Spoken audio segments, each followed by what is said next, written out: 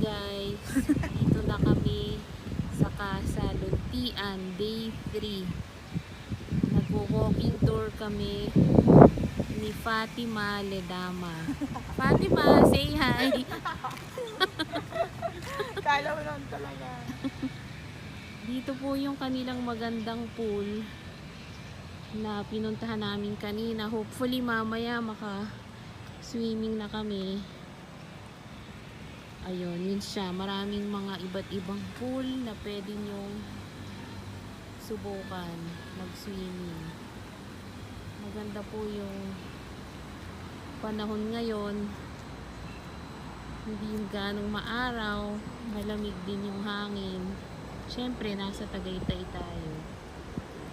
So, ito po. Marami pong building dito ng Casa Luntian. Siguro mga 1, 2, 3, 4, 5, 7 buildings.